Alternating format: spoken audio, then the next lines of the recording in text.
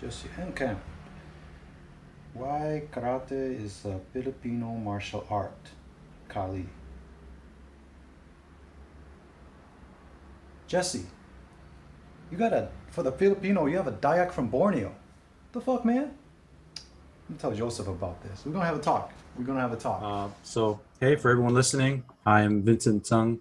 I am out in Taiwan currently studying Shuai Jiao, and I have a background in Mantis boxing and Brazilian Jiu Jitsu. I'm Joseph Luvidis from Moscow currently, and I'm studying Mehua Tanlan, the Northern Praying Mantis style under Shifu Profutsilov. And I have a background in various martial arts, Muay Thai, boxing, things like that.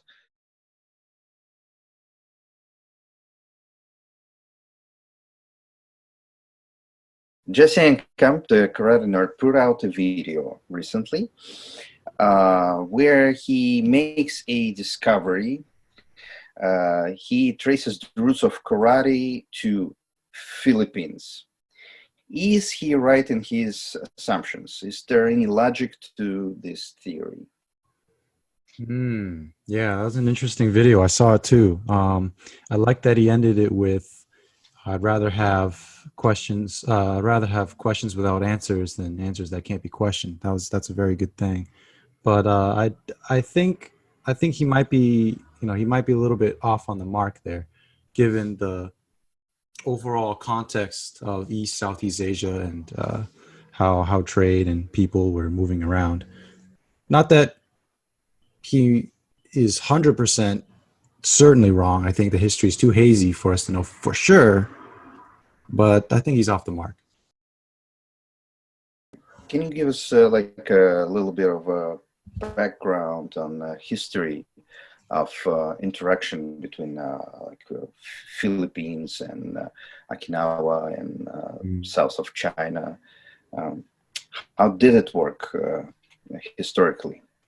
For sure. I think to get into that story, we have to understand that there are ancient human migrations throughout that area that occurred thousands and thousands of years ago, where the Austronesian peoples that gave rise to our modern Filipinos, Malaysians, Indonesians, Polynesians, Madagascans, they all branched out through the area. There's a suspicion that some Okinawans and southern Japanese might have some of that gene pool as well. There's various ancestors of Viet, Cambodian, Thai, and other people that have also swept through the region. And so there are ancient links in that era. But the one that really concerns us starts maybe around 900, 1000. And that's when you have Chinese dynasties that are starting to, one, colonize and conquer southern China more and more. And those areas are developing their own unique ethnic identities. Chinese civilization still, but unique Chinese ethno-linguistic cultures, and many of them being on the south coast of China, enthusiastically begin trading with the outside world. We don't know for sure when it begins, but we know that by the 900s, thousands, there is a international trade going on. It is starting to Things are starting to pick back up. And if we look at the relationship between that era of China, Japan, Okinawa, Philippines, Taiwan, in between, we see that primarily it is Chinese ships going out to these different regions as part of trade, but as also as part of um, securing diplomatic contacts with various areas. And one of the main goals of the dynastic imperial system is to create vassals and tributary states, right? And so China was drawing upon itself many of these tributary states from the first island chain and Southeast Asia. So it's very likely that some of the early Indo-Malayan, Filipino, and the Ryukyuan states would have been part of that trade and tributary system. Yeah. So that kind of is the broad scope, and things get more intense, as well as our understanding of it is a little clearer as we move forward in history to our present day. If we take a broader look at the history, geography, regional logistics, has anything ever come from the Philippines to the Okinawa or mainland China? Yeah, for sure. So trade, trade means that there's things going both ways. And when we look at the trade going from the Philippines over to the region of southern China, what is now Guangdong or Fujian provinces, when we look at things that pass through Taiwan, things that make their way to Ryukyu or Okinawa, Kyushu, southern Japan, we see that it is primarily resources. There's certain spices, bark, certain kinds of pottery, timber, gold. These things are making their way either directly via, I guess, Filipino. At that time, they would not have called themselves Filipino. They had not yet been conquered by the Spaniards. But native islanders bringing these goods to meeting places with various Fujianese, Ryukyuan, or Japanese traders, or they would bring them to a regional trade hub, such as today's Manila, for example. And there were already by the 900s and thousands, there was already established Southern Chinese communities in Luzon, in the northern island, large northern island of the Philippines today, where they would gather upon themselves all these local trade goods, exchange with them the things that were desired by the locals, and then they in their ships would bring that haul to southern China or to Ryukyu or Japan, and further exchange those local goods for whatever they wanted from those other lands.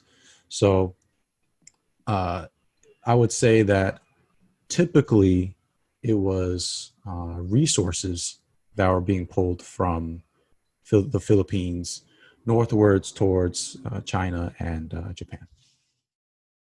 Okay, so if we look at the societies of China, Japan, Philippines, what was the social status that the martial arts, since we're talking about martial arts, what was the social status that was occupied by martial artists in China, in Japan, or in Okinawa, and in, let's say, Philippines or Indonesia, because we're going to talk about that as well, right?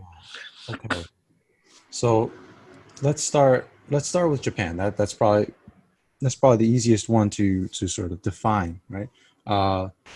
Japanese society by the thousands had samurai, right? And the samurai are the warrior class, also administrative class, that serve their daimyo in their sort of version of a feudal society. Daimyos are their local rulers.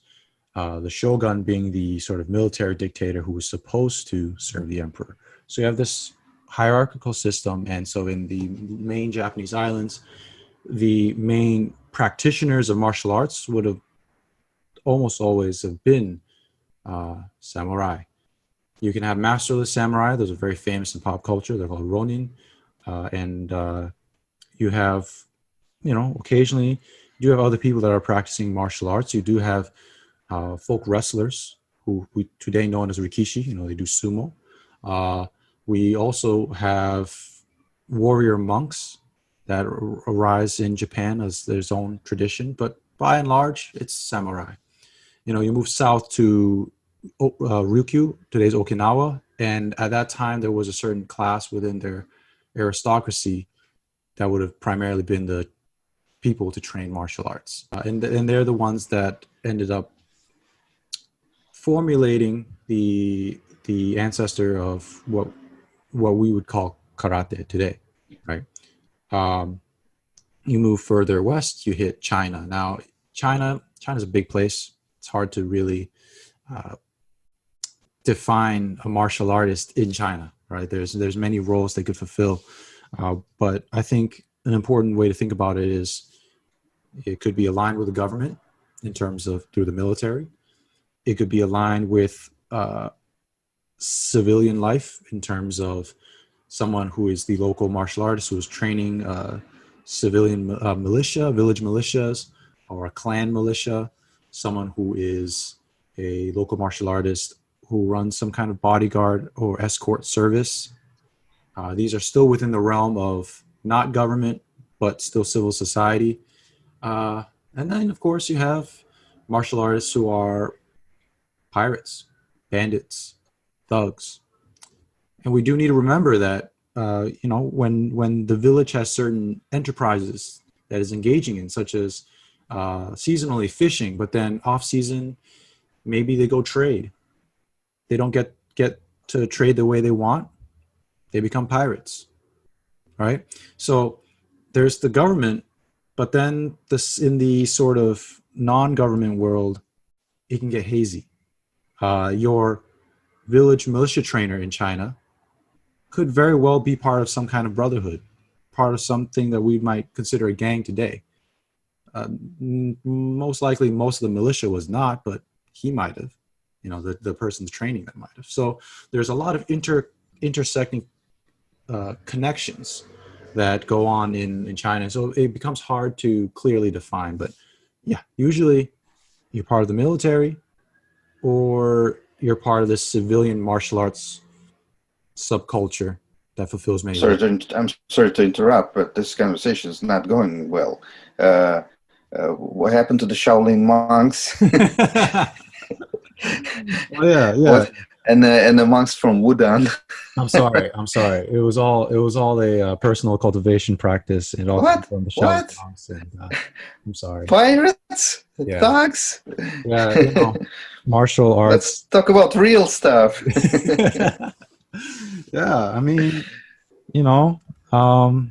that's what it is, because these are the people using, right? And if we move, then we follow the boat and go further south down to, we'll skip Taiwan, which is relevant in the history, but maybe not for this discussion yet. We go down to the Philippines, and the Philippines, it's a different layout. You have noble families that have chiefdoms. They're hereditary, or they're not. Many of them are becoming hereditary. Many of them are drawing upon Indian and Malay influences. Some are starting to get Islamic influences from Malays and Arabs. Famously, the Sultan of Brunei once controlled the area close to modern-day Manila. We have Cebu, a famous city in Visayas, the central Filipino region. Cebu was actually founded, we could say it was founded by a half South Indian Tamil, half Malay prince who was supposed to be sent there to provide to their empire with an outpost in the Philippines. He decided to just create his own empire, create his own kingdom. And so you have various origins for this aristocracy, whether native or foreign, but they come in, and the aristocrats are obviously training their own martial arts. And this martial art may be indigenous, may have some Malay influence, may have some Indian influence in the old days. Then we have, obviously, the Spaniards coming in, right?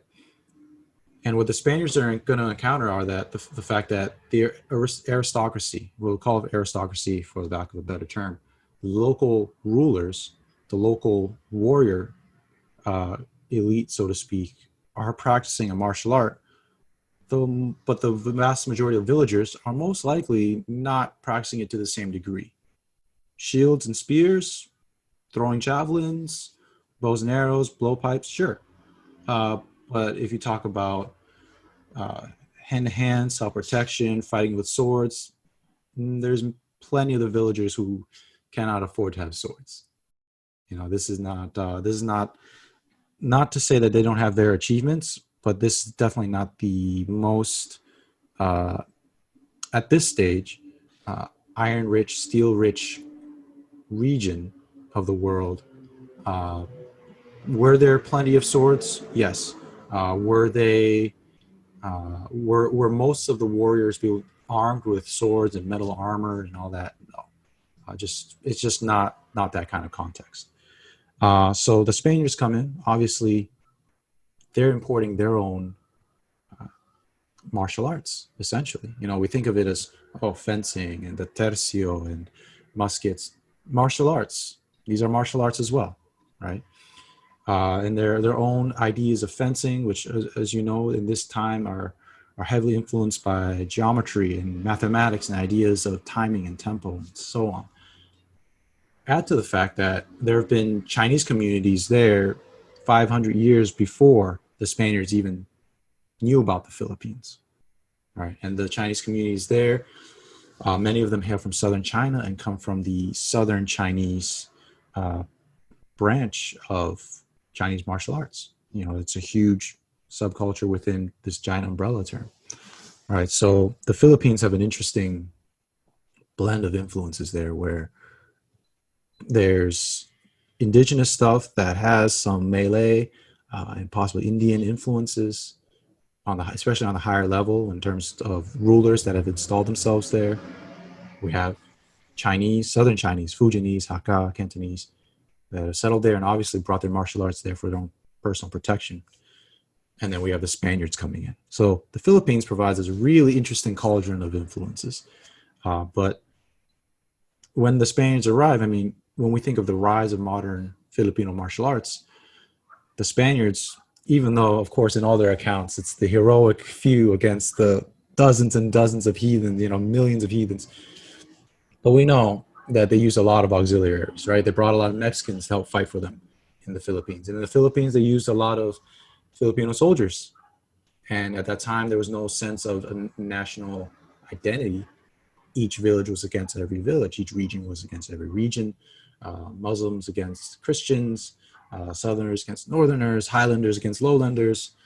So it's very easy to divide and conquer if you have a unified force against a disunited whole region.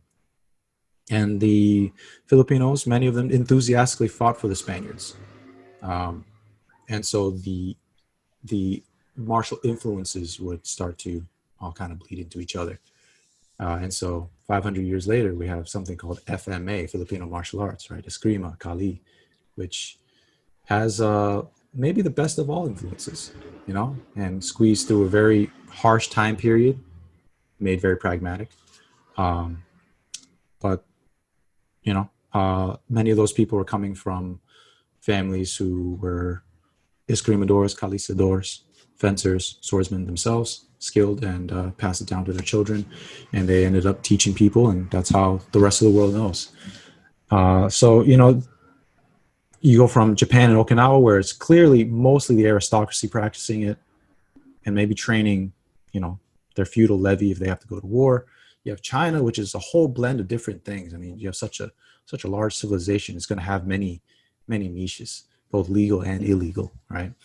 And then you have the Philippines, which very interestingly is on the fringe of empire, and yet there's also the tribal warfare aspect and that way of organizing martial arts. You have the entrance of the Chinese with their own systems of martial arts, and you have the entrance of the Spaniards with their own system of martial arts.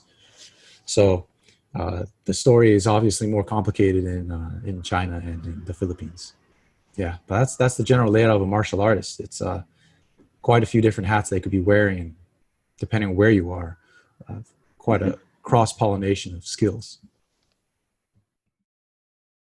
You're saying that the Chinese were there like way before the Spaniards. What were they doing there? Like, how did they end up in Philippines? Yeah. What happened? Yes. How did they get there? So it's hazy because there aren't written records for everything. And even written records obviously can be made up, but generally speaking, if there's official written records for the treasury, for imperial mandates, decrees, we can usually consider those as fact, or at least the government officially made this move. Whether it succeeded or not, we don't know, right? And sometimes we have to fill in the blanks in between. We know that there were trade missions and tributary missions with the islands in Southeast Asia, including the Philippines, between them and, say, the Song Dynasty, the Ming Dynasty. Between the Song Dynasty and the Ming Dynasty, we have the Yuan Dynasty. And we all know that that's, although it's the Yuan Dynasty, it's really just Mongols are ruling over China. For the first time, the entirety of the Chinese empire is being ruled over by a clearly foreign entity, right? And obviously there was a lot of devastation that came with that. So in the Song Dynasty, a lot of trade had already been established with the Philippines, Ryukyu Islands, Japan, Vietnam, Thailand, and so on. The Southern Song was rich off of this trade across the sort of Indo-Pacific region. You have to imagine that when the Mongols began to take over southern China, many people would flee. Many people would flee. In fact, some people attribute Vietnam's successes in fighting off the Yuan dynasty to the fact that many Song aristocracy and military leaders fled directly to Vietnam. That was actually one of the closer points if you were a refugee. But some went abroad to colonies that were already established. One of the major reasons that Chinese would bother establishing colonies in other parts of Asia was to capitalize on trade, get rich, basically. It was often the case that Chinese craftsmen and merchants, importers, had a desirable place in local society in terms of providing certain services, bringing certain goods in from what at that time was a relatively technologically powerful and robust civilization, and as a way to secure local resources and send them back to China or to any other region that they felt like they could make profits from. So the practice of creating a enclave or a little colony with the permission of the local ruler, or sometimes without the permission of the local ruler, had already been established by that time. In fact, by the time we get to the Ming Dynasty, you have Japanese towns showing up in Southeast Asia. And in Manila, by the time of Spanish rule, Manila in northern Philippines, Manila is now the capital, had a Chinese quarter, which would have been mainly Fujianese, had a Japanese quarter. And even the Japanese, each quarter would have been divided up into, here are the Okinawans, here are the Kyushuans from this fiefdom, here are the Kyushuans from this fiefdom, and so on, right? Because, of course, loyalties back then were more based on region, clan, ethnicity, tribe, not so much the sense of nationalism that hasn't really showed up yet. By the Ming Dynasty, everyone is quite plugged into this trade, and so more and more people are going overseas. Not just because in the Yuan Dynasty many people were fleeing Mongol rule, but for profit. And do you have do you think that during it was happening a lot during the Ming Dynasty because the Ming supposedly had like a way better fleet as well? Was it a technological? There's a technological reason behind it. I think it depends on the emperor, because obviously the Ming Dynasty is at one time, at the same time, one of the most militarily dominant and dynamic dynasties. On the other hand, it was also a dynasty that was extremely, as a whole, extremely distrustful towards its generals and its naval commanders and so on. And it had a very powerful bureaucracy, which oftentimes had their own interests. So what we end up seeing in the Ming Dynasty is, in times when Chinese imperial naval presence was strong, piracy was curbed, and a lot of overseas Fujianese, Cantonese, Hakka were able to trade in relative peace, knowing that they had the status and the protection of their empire backing them, right? If they find out that people are causing trouble for this enclave of Chinese, if it's big enough a deal, the hammer might come down, so to speak. When that naval presence was not there, it was essentially replaced by pirates. Merchants, pirates, same thing, right? Some pirates are more on the puritanical end. Some merchants would not mind taking your ship and your things if they could, right? And then there's everywhere in between. Some were running protection rackets. Some were owning trade fleets as well. So it's hazy, but it's a continuum. Merchant, pirate, same body of people.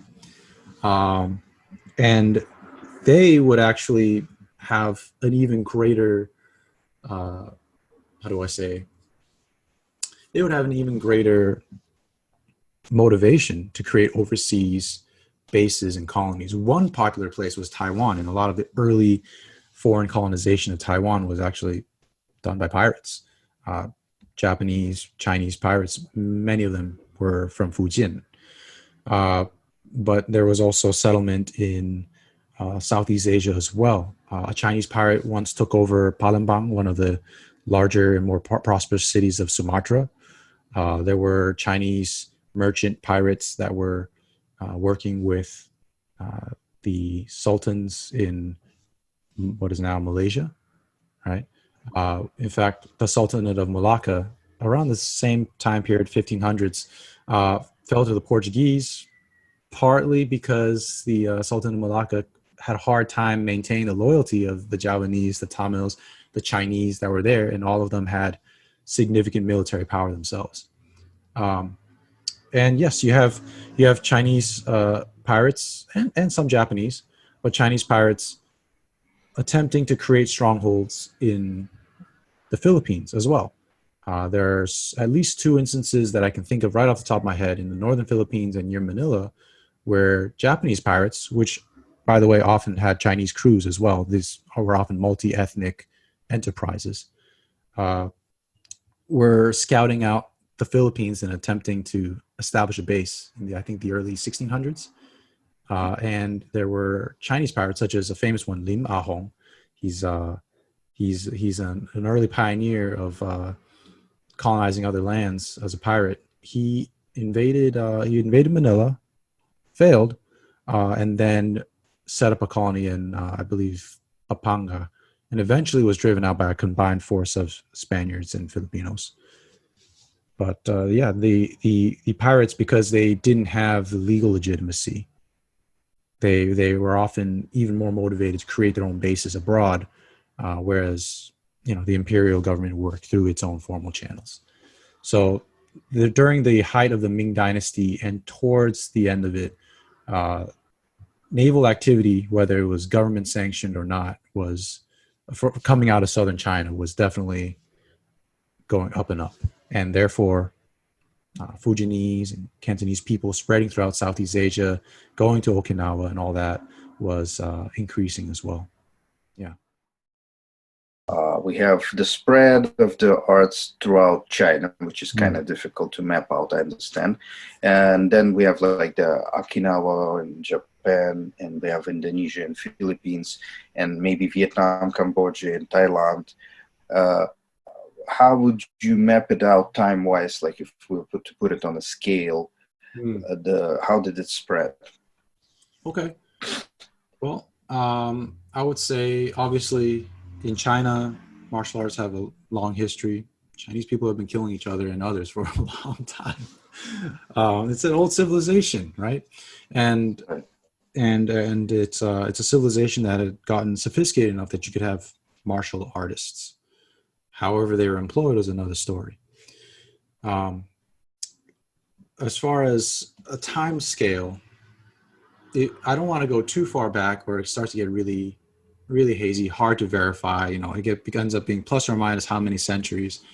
But if we bring ourselves to the end of the Mongols in the 1300s, end of the Mongol rule over the majority of China, and the rise of the Ming Dynasty. By this time, in the early part of the Ming Dynasty, something like Taizuquan is referred to. And Taizuquan, for those who are not familiar, is very famous in the southern Chinese martial arts world. It's one of the older systems.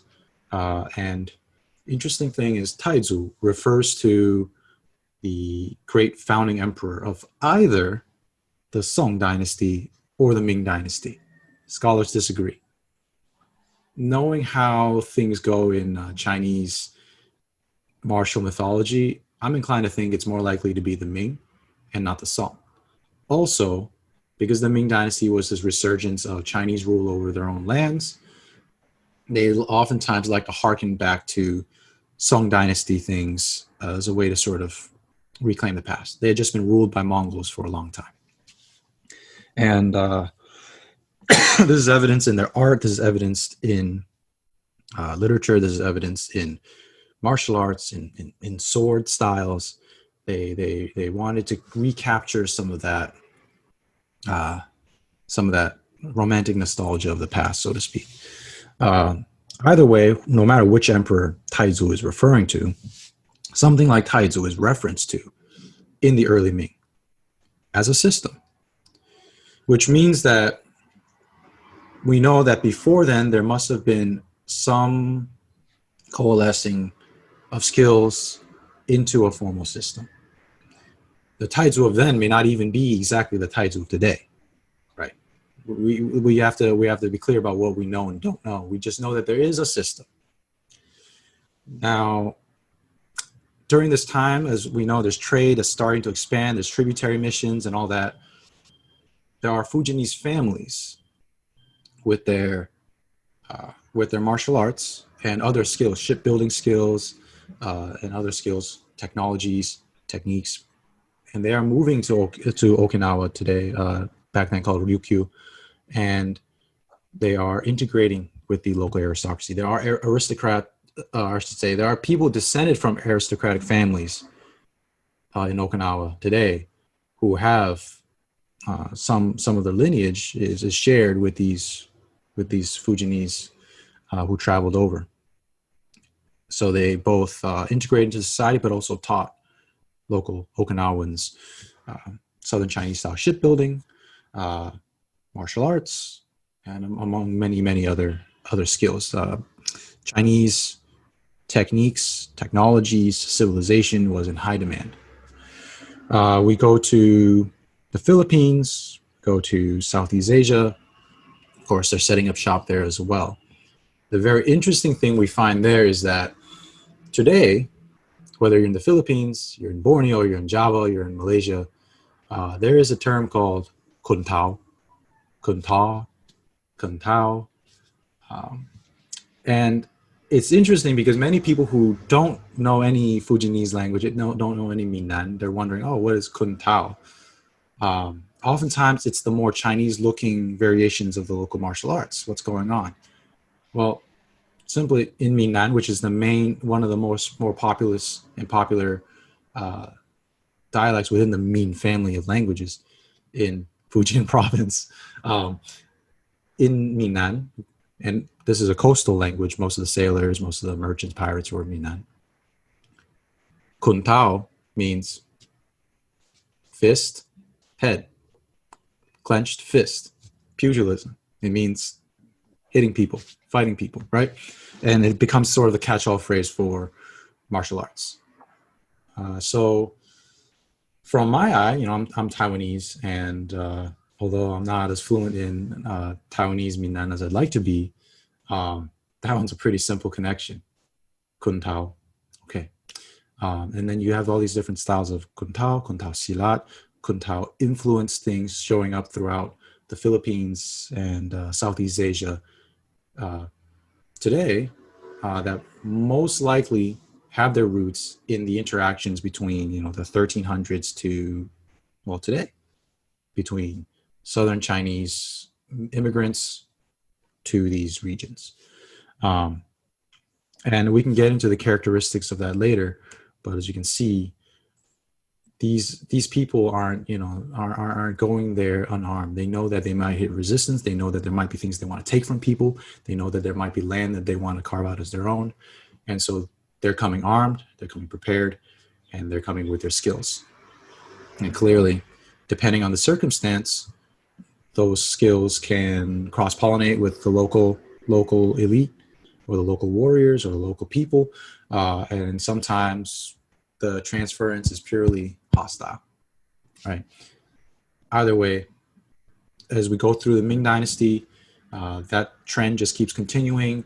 As piracy ramps up, as the Ming Dynasty is starting to decline, as piracy ramps up, more colonies are being established, more international trade, more violent incidents, more use of Kuntao against the locals, right? And once you have the Ming falling to the Qing, many of these overseas communities are semi-permanently or temporarily disconnected from their homelands, and they become gradually, over time, over the centuries, more and more localized, more and more entrenched in Malaysia, in Cebu, in Manila, in Brunei, in Sarawak, in Java, right? Jakarta. And so, you start seeing people intermix various martial arts concepts. And that's one of those very influential martial arts stories. You think of jiu-jitsu, created by the samurai and spreading around the world in its various forms, various styles of jiu-jitsu, judo, Brazilian jiu-jitsu. That's one of those great outbursts of martial arts, right? You have wrestling from France that end up dominating our current modern day understanding of Olympic wrestling, Western wrestling, boxing. There's a lot of boxing in the world, but British boxing, right? And then I think this one's sort of another one of those great outbursts, but it's a relatively unknown story, and that's of Fujianese martial arts. Fujian was a cradle of martial arts due to all the violence that it suffered, and Kuntao spreading throughout Southeast Asia, and of course influencing other Southern Chinese. But that's a whole other very nuanced topic in and of itself. What would you say would be the markers by which you can tell that this part of the art is from China, and this thing is from European fencing, and that is like something indigenous or perhaps from India? How can one discern, certain patterns, like when we look at the Filipino martial arts today? Okay. Well, yeah, this actually brings it right back to Jesse Enkamp's video, because they were reviewing Abud, and he was thinking, because there's similarities between the karate that he learned in Okinawa and otherwise, and the Filipino handwork that he was learning. Because they're similar, it must be from the Philippines. Personally, I think he was trying to do that more for clickbait than anything else. But if we look at it from a technical standpoint, from an even aesthetic standpoint, just visually looking at people do these things, that handwork shows up in both places, in my opinion, and also based on the broader historical context, because it was brought there by the same group of people. And it comes from Kuntao. Kuntao being a catch-all phrase for the many Fujianese styles and systems. And so I don't want to say they all operate this way. They obviously don't all operate this way, but most of them. I would have to plug the praying mantis. We got that drill. That's true. That's true. And so we got that whole thing there. It's not just for Fujianese. Yes, it comes over block, over whatever, there's different variations of it. But I think what's important is that many, not all, but many, maybe even most Fujianese systems of Kuntao Taizu Quan, Wuzu Quan that came much later on, maybe 500, 500? Maybe not that long, maybe 400 years later. The various Hokkun, crane styles, they all have a much more squared posture. You can use both hands, and you are either blocking, passing, press. You can parry, pass, press. You can block, pass, press. Whatever your methodology is, there's a way to use that to go in, and there's a way to use that to pass to the outside. And as you know, you either get within the range or you get to the outside, so you have a much safer position, right? And then you go to town. This sort of handwork is essential in Fujinese style boxing. It works best if you're going to specialize in this with a more squared posture. And there's forward movement and side shifts to allow you to take advantage of the angles, but forward movement, so you bust in and you either press the advantage you get from passing and jamming, or you press the advantage you get from getting within and doing whatever you need to do down the center. That is a very, very trademark Fujinese way of doing things.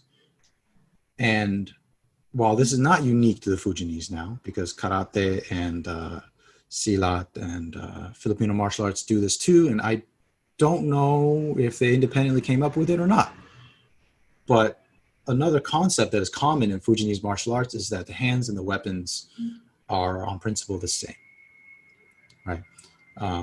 That is not the same in other martial arts cultures, but in the Fujinese martial arts, if I'm going to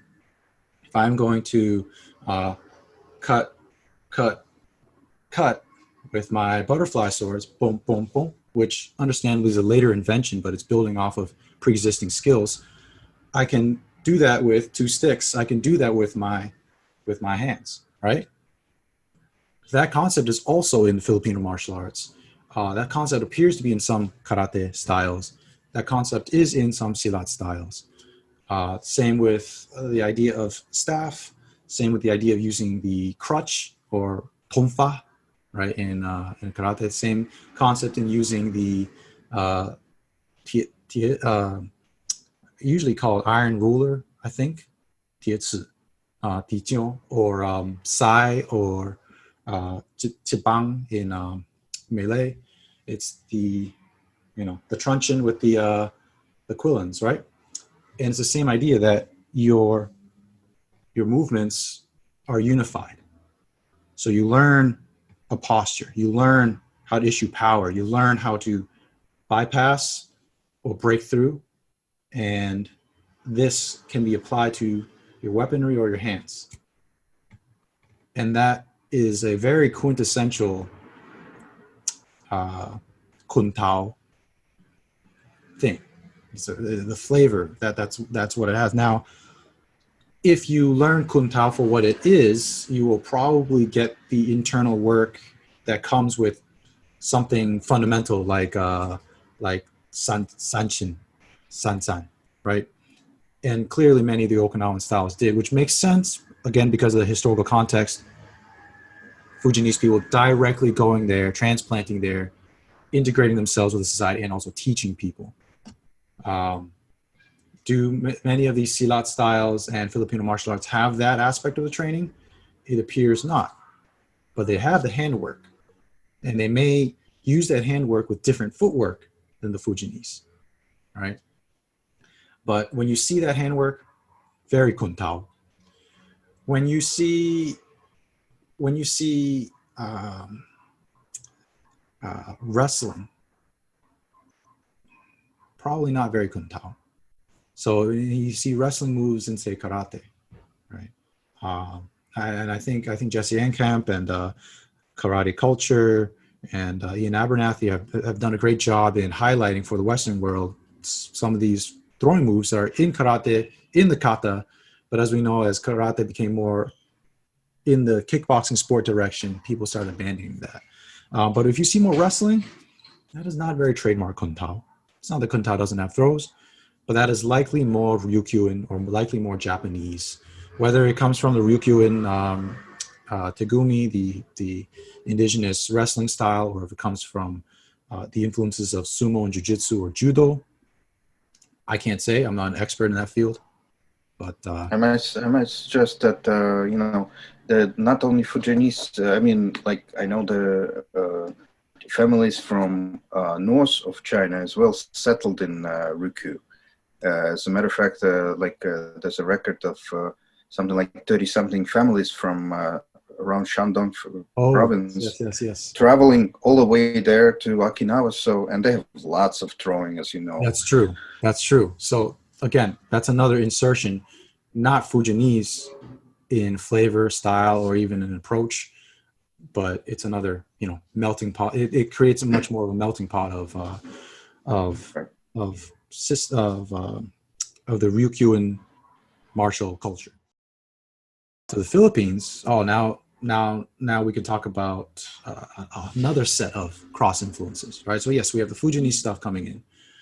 We have the indigenous fighting, pre-Hispanic fighting. Much of it was centered around spear, shield, right, and blowpipes, bows and arrows. The swords they had were mostly short, almost gladius-like daggers, balarao, campilans, which are a type of long, like slashing sword, kiris, which is a wavy dagger, very famous in Indonesia and the Philippines. In the Philippines and in part of the Malay world, it took on more of a sword manifestation. Throughout Java, Sumatra, took on more of a dagger sort of shape. But there's a lot of cross influence there. That is theorized to have actually come from India originally, from an Indian style of blade, as well as the balarao. The balarao may also, this long gladius-like dagger, may have actually come from India originally. Actually, I might insert there. That thing was actually pretty common in Europe as well. Yes, the flamberge style sword. Right. It did not become like a long trend, but like right after the Crusades, around 1300s, this was like a pretty popular thing. Yeah, and for whatever reason, Chinese have that on some of their spears as well. But it appears to have, I've seen that. It appears to have stuck around strongly in Southeast Asia, in the islands, Nusantara, in the Malay, Indo-Filipino region. Wherever the origin of the influence came from, not really that important, but it's stuck there, right? And so when the Spaniards, the conquistadors, first arrived, they found mostly levies of tribal warriors led by their aristocrats, fighting mostly with spears, shields, the missile weapons, and if necessary, if they had them, blades up close, usually with your shield, which makes more sense in battle. That's how they would have fought.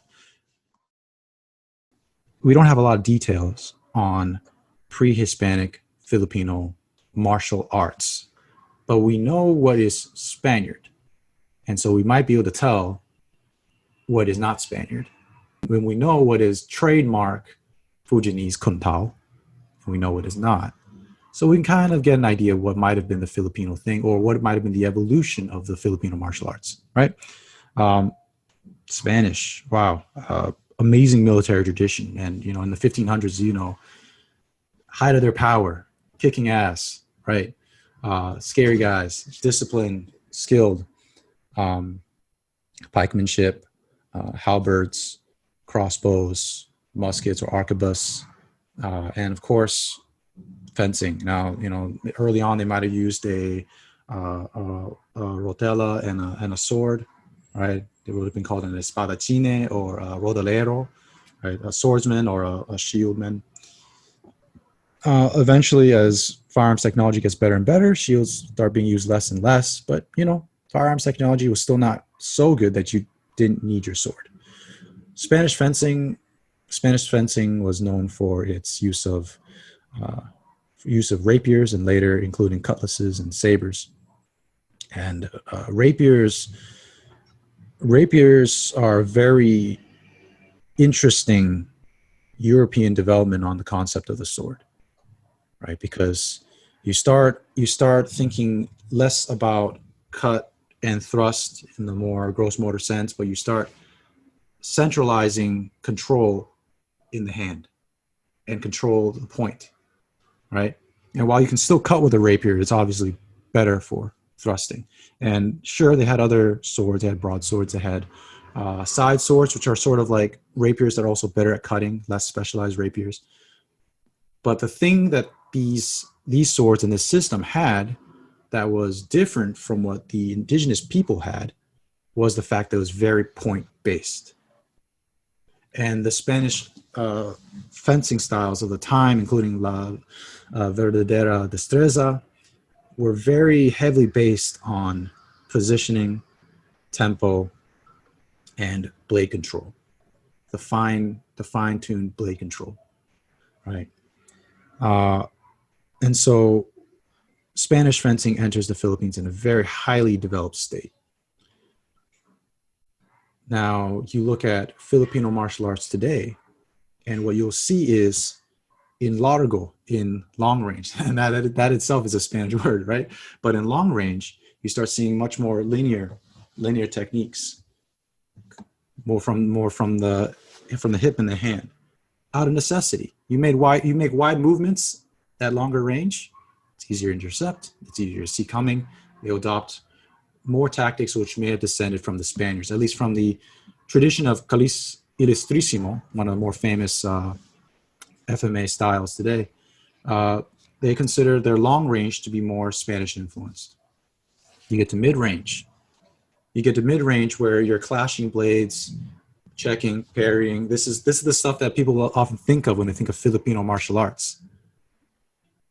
That is where I think the Filipino martial arts trended towards. And we have to keep in mind that many of them developed their martial arts from fighting each other, from fighting against the Spanish, from fighting for the Spanish as loyal auxiliaries, right? You get rewarded with land, a horse, titles.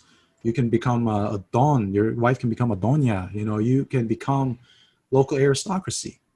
Not as good as a Spaniard, but better than your peasants that are out there cutting the sugar cane and fishing for you and all that, right? So obviously there's perks. There's whole classes of militias like the cuadrilleros who are making up a lot of the provincial security forces for the Spaniards. They're being trained somewhat in some Spanish tactics, while also being expected to already be able to fight. So clearly there's going to be a blending of skills there. And part of this is also because the Spaniards don't want to give too many of their people, their Filipinos, firearms. They will when necessary, but they're not trying to give all the militiamen firearms in all the different provinces. That takes away some of their advantage, right? So the blade skills are still very important. That, and of course logistical issues and things like that. Then we get to corto, when we get to close range. Now you're seeing this hubud come out. Right, you're seeing this hubud come out. Would this have come out in a shield and spear, shield and dagger, shield and kris, shield and kampilan type of format of fighting? Probably not. But when you're engaging in more dueling, when you're engaging in more self-defense, when things are urbanizing more and people are in the ghettos being jumped by people with knives and blades and sticks, when your primary weapon is now a gun or a spear or a lance, and when that's broken or out of ammo, you're using your machete or your sword or your saber. You don't have a shield anymore. You need to use these hand tactics, right? And so that's the corto, is where you see this hubud really come out. And this is where you start seeing the idea of interchangeability of this could be a stick. This could be a bolo knife. This could be a little dagger. This can be a little palm stick. This can just be empty hands with chops or punches, right? I must say that though it's I agree completely, but Spanish also have a very long folk tradition of knife fighting Yes. at close Yes. quarters, because everybody has a knife. Like in Spain, Yeah. there's even a saying that's like uh, the honor of a knight is his sword, and the honor of a peasant is his knife. Oh yeah. Oh yeah. And So he defends his honor the same way.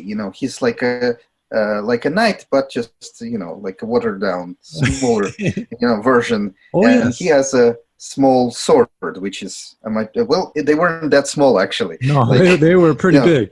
Like the navajas pretty were big knives. Yeah, like. even women had knives. Mm. Like in Spain, like always, kids have knives. They Oh still yes. do. Like in rural areas. Oh yes. And so there's a big tradition of like infighting among just regular people. Completely agree. And I would say I am not enough of an expert to tease apart what part of Filipino martial arts in close quarters is Kuntao influenced or directly taken from Kuntao. What is Spanish influence or directly taken from the Spanish, and what is purely indigenous. At this point, it's hard to say because we've gone through about 500 years, right? I would say though that there is a characteristic here, which is that the Filipino footwork applied while they do these hand motions with knife or with empty hands is not commonly seen elsewhere. Yeah, Different footwork from the Spaniards and the Kuntaoists from Fujian, right? The Kuntao absolutely. idea of pressing, passing, prying open, etc., is something that they share with the Filipinos. They also do a lot more internal training and strength building as part of that the Filipinos may not have inherited, right? The Spaniards seem to have taken knife fighting as a sort of shorter distance version of their fencing. A lot of the similar theories are applied. So it's hard for me to say. And with so many Mexican auxiliaries being brought to the Philippines to fight for the Spaniards as well, you have to consider that there's some Hispanicized Mexican knife and saber and machete that's there that's really hard to explore because a lot of that stuff Uh, wasn't codified. yeah, I would say like the Mexican knife fighting is actually like exactly like the Spanish knife fighting, I technically, would not from be what I've I would seen. not be surprised. Yeah, it's exactly like that. Like the Philippines, you can see that it's a different thing. Mm, Like that whole, you know, parrying and passing and yep. thing. That's not probably not Spanish. But with the Mexicans, I mean, they have lots of knife fights, just like in Spain, like I don't know, 50, Oh even yeah. 50 years ago, probably. You know, yeah, and it looks the same.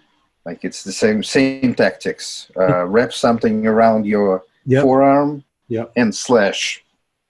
It's yeah, Yeah. and it comes from because they got that direct cultural imprint, from the Spaniards, and Mm-hmm.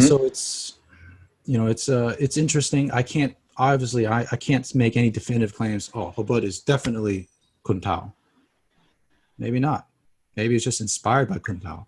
Maybe they just saw how the Chinese enclaves were doing things, and they're like, we like that. Or maybe there was direct learning.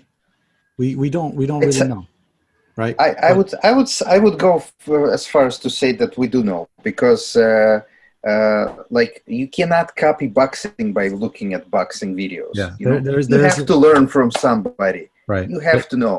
There Like there's a more in-depth layer to it. Yeah, for sure. they would have to learn from somebody, at least to a degree. Yeah, at least to a degree. I obviously I believe the Hobud is linked to Kontao. Um, where, when, from whom, how many times, how many instances, who knows, right? Who knows? Uh, what was the greatest area of Spanish influence in Filipino martial arts? Where did most of the spread happen? Who knows? Probably somewhere through the militia system, somewhere through the aristocracy, the intermixing. Can we put dates and names? Maybe not too many, right? But we can see that at long range, they're operating more like in the Spanish way. At medium range, it's very Filipino, very characteristically Filipino. And at close range, it's something like a Filipino Kuntao hybrid. In fact, many of them in their system, the hand-to-hand portion, the wrestling is dumog, the hand-to-hand is Kuntao. The striking and passing and pairing is Kuntao. It's called Kuntao. Kuntao. Literally is called Kuntao. Right, and it's the same in many Kuntao influenced styles of Indonesia, of Silat. Sometimes they even say Kuntao Silat. Right, and that goes to show how closely intermarried these two different bodies of systems could end up being, depending on where you were, who you were training with. Yeah, and then of course in karate it's a no-brainer. I mean, when they're doing sanchin, it's like, okay, you clearly inherited the system, the foundational body work, before you get into any more sophisticated application of things or weaponry. Like the foundational body work you're inheriting. Clearly, there's a heavy Fujianese influence. Yeah, so fascinating stuff, man. Fascinating stuff. It's hard to draw definitive lines, but when you get into any extreme long range, get into middle range with the characteristically Filipino weapons, you get into very close range where there's this concept of interchangeability of weapons. It doesn't matter. What matters is how I manage their arms to stay safe and get an advantageous angle. It's very Kuntao, right? Yeah, and I think actually the linguistic thing would be enough, because you never call something with a word from another language if it wasn't borrowed from that culture. It just doesn't work like that. Like, why would anybody call like a satellite Sputnik? Things you invent yourself. You usually have your own. Yeah, because Russians put out the Sputnik in space, and that's why it's the USSR put it out there, and that's why it's called by Russian name Sputnik, which is a satellite exactly. If you translate it, or if somebody invented the computer, it's a computer. In the Russian, it will be computer. Yeah, Japanese call it it will not be something else. The Spanish call it computadora. Supposedly it's ordinator, but everyone says computadora. Why? Because the people that invented it called it a computer. What is this? It's a computer. Okay, got it. Right. And with Okinawa, they don't call it Kuntao, but they call it, in their language, if you translate it, they call it the Tang hand, Tang Dynasty hand. And there was a time when Fujianese peoples would often call themselves Tang people. We are people of the Tang Empire, right? So you can imagine the influences go all the way back to what we would consider the late medieval era, right? Or would that be late medieval or mid-medieval? Either way, medieval era influences. Like, oh yeah, the Tang hand. I practice the Tang hand. I don't practice. Tang would be even before medieval, right? Oh, that might be. Oh, actually, yeah, that might be. Early 8th, 9th century, or very early. That's actually when things are falling apart in Europe. The beginning of the Dark Ages. Oh yeah, so that's end of the Dark Ages. That's even further back. Yeah, pre-medieval influences. They call the Tang hand. It's you make a good point that the linguistic trends seem to indicate the linguistic trends, the sort of demographic trends, the trade, the economic trends, the geopolitics indicates that most likely it was Chinese peoples, various peoples, spreading their techniques and technologies throughout the region, drawing upon themselves, trade goods, tribute, and so on, right? Did things occasionally go the other way? I'm sure sometimes. Sometimes Burmese swords and Japanese swords are finding their way into China. If someone else is making something better than you and you can afford it and you need it, you try to get it, right? So it's not like things purely went one way or another. But the overall trend seems to be that Chinese technologies were spreading throughout Okinawa, Japan, Taiwan, Philippines, Indonesia, Malaysia, Southeast Asia. Yeah. And the linguistic evidence seems to back that trend. There's another one that I can't necessarily prove, but pisau is the Malaysian and Indonesian word for knife. Pisau. Mm-hmm. Pisau. Mm-hmm. And the Chinese word, at least today in Mandarin, obviously Mandarin is sort of a more recent evolution, but in Mandarin, the word for dagger is biso. Biso. Mm-hmm. Pisau. Mm-hmm. It's like, I don't know. That's pretty close. That's pretty close. You know, Right. I mean, it's not as clear as Mm-hmm. Kuntao being just clearly used as a loan word directly. Just rip it right off. Say, yep, we practice Kuntao. It's a bunch of Malaysian people doing Kuntao. Do they have the Mm-hmm. same body work? Not quite. Do they use a lot of the same tactics? Absolutely.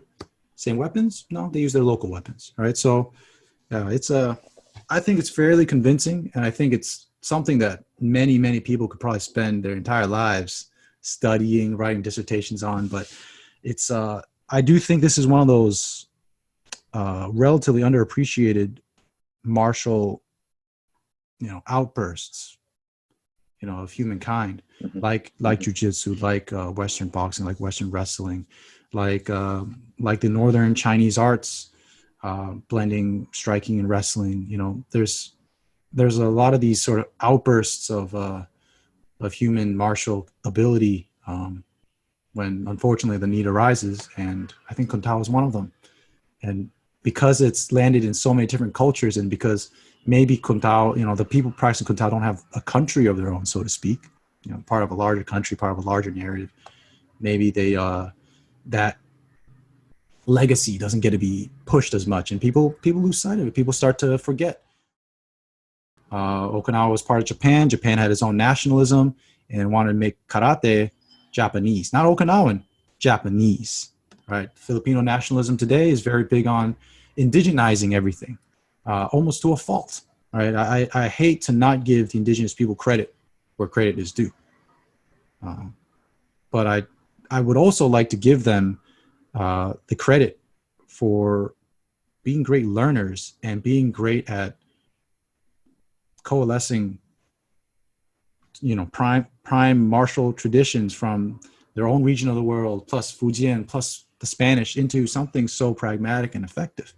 I think that's better than any kind of purist ideology, purist nationalist ideology.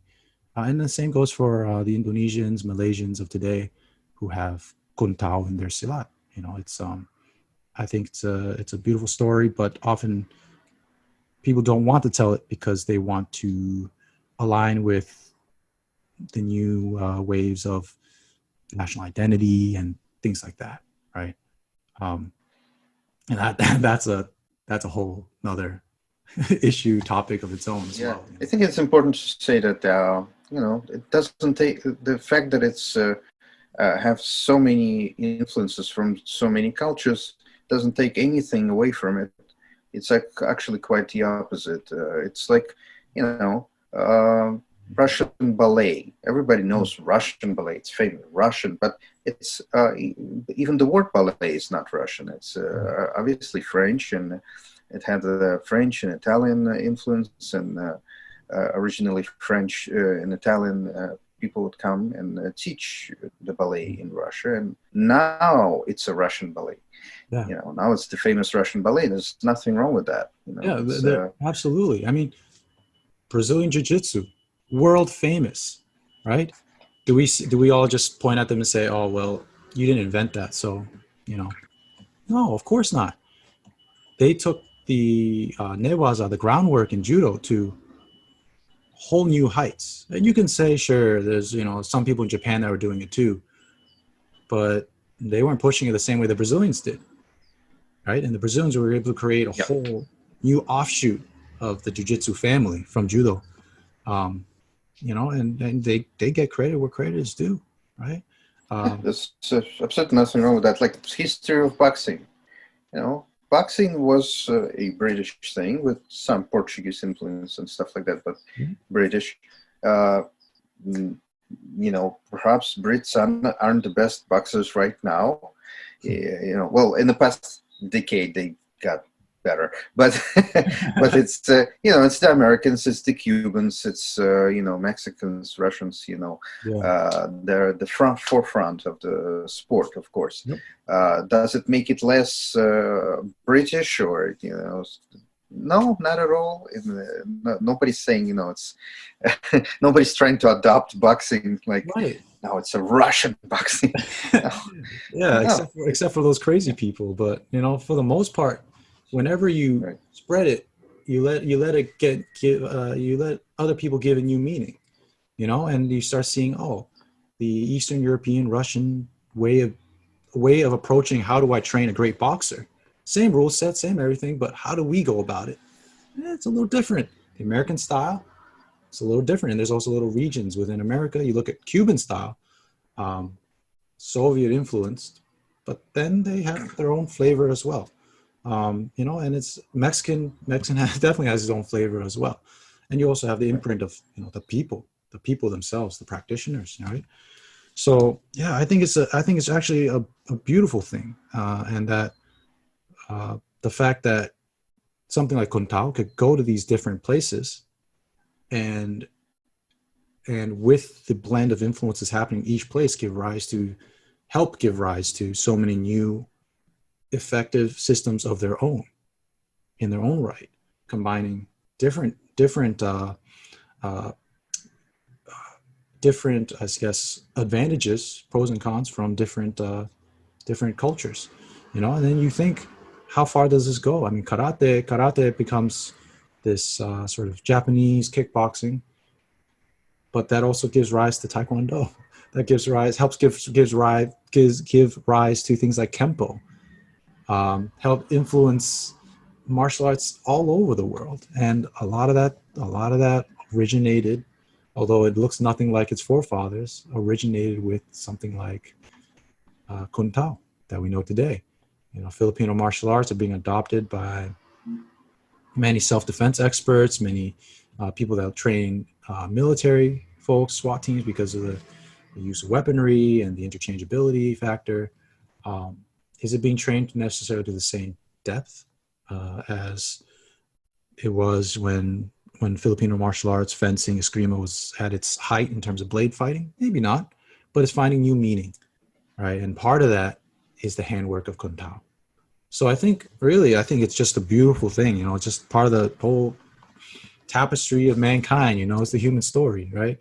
And I think I think, it's actually, I think, far better, far cooler to know that your people absorbed many influences and made it your own than to try to claim something as, having always been yours forever and ever, and you never got any new ideas, and you never learned from anybody, and you're just perfect. You're just your perfect little island, and everyone, that's just not reality. Awesome. Well, this was good. Thank you for this conversation, and Absolutely, hopefully absolutely. we'll continue. And if Jesse, if you have anything to say, Yeah, we'd yeah, love to have a chat. yeah. Big fan of your channel. I think you're doing Yeah, great stuff. appreciate it. We just think that the broader context has to be established so that we can move forward with better understanding. Yeah, because historicity is important. Yeah, it's the Definitely. truth. The history is really Yeah. just pursuit of truth, right? Yeah. So maybe, hopefully, this inspires people to dive into it more.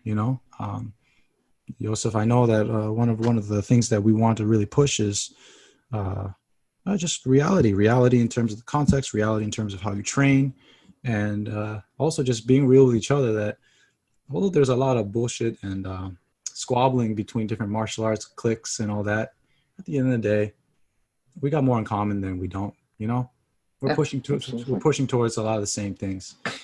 So just being real and respectful. Yeah. Yeah. Cool. First off, a big thank you, big shout out goes out to Josef and Enkamp for even inspiring this video. Big fan of what you're doing, what you did in Okinawa, learning from the various masters there, and bringing out the bunkai in the kata. Good stuff, big fan of your work. Also, gotta thank Josef. We were conversing back and forth about this, and he said, we should talk about it. We should put this video up. And I was like, you're right. And so, thank you both. Obviously, I appreciate all of you guys who have liked, shared, and subscribed, and are, sitting here made your way through the entire video. I hope you guys got a lot out of it. This is just the tip of the iceberg. There's so much more information about the context, about the systemic and tactical basis of these different martial arts. Cultures, systems, styles, the people behind it all. There is so much we have not and probably will not be able to get into.